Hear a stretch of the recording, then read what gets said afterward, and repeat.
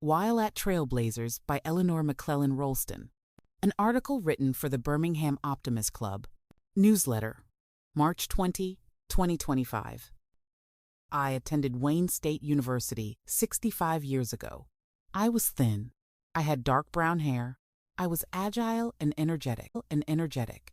The world was my oyster. I spent the summers of my college years as a camp counselor.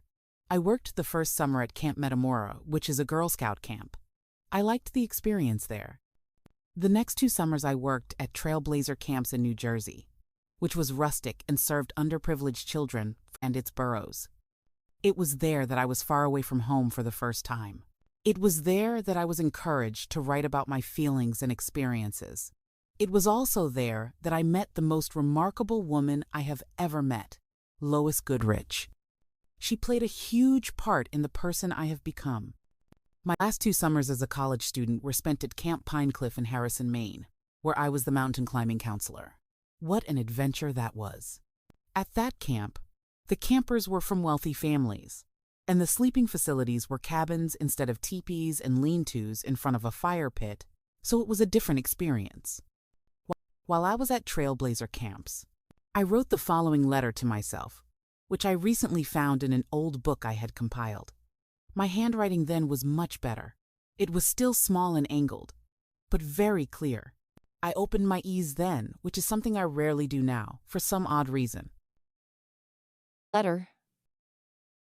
The summer is quickly drawing to its end. The time has flown by, and yet it seems as if I have always lived here. It is as if this is my home and where I belong. When I first arrived at camp, everything was strange. It had been months since I had camped out, and the sounds of the nights were strange. It was strange to walk along rocky, wooded paths. The noises of the city were still in my ears. In a few days, the nervous tension from the rushing city life began to ease away, and I started to feel the peace and security one finds when living close to nature. We were busy the first days preparing camp for the campers, and yet there wasn't the same tension I had felt in the city. As the summer progressed, I grew to love the trees, birds, and sky as I never had before. They became a part of me. My eyes opened so that I wouldn't miss a thing. There was too much to see.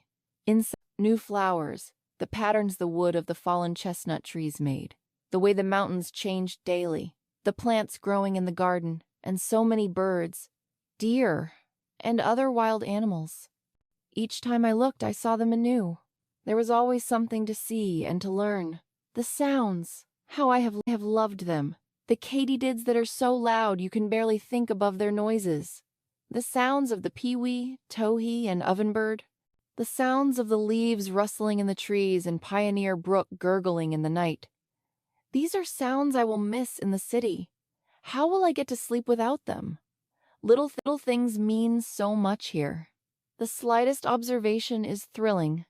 In the city where all is noise and rush, who would think that the shooting star I just saw would give me such a thrill? Just seeing a goldfinch swinging on a tall grass is enough to brighten my spirits for a while. The wonderful things which live here have not been all made this such a special summer for me. My summer was filled with people who could share my experiences.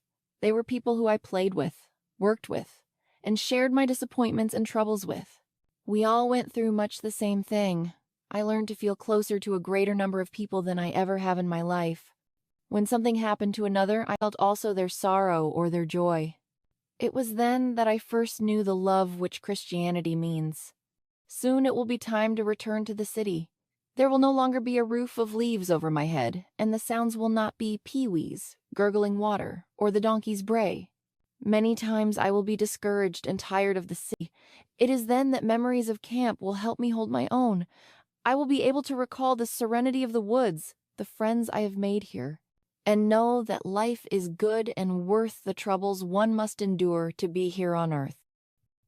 Eleanor McLellan, 1960. Postscript. Each of us is a product of our family and experiences, as well as books we have read. I have been blessed by having spent 2 summers at Trailblazer camps. It has made a difference in my life. Eleanor McLellan Roleston, March 2025.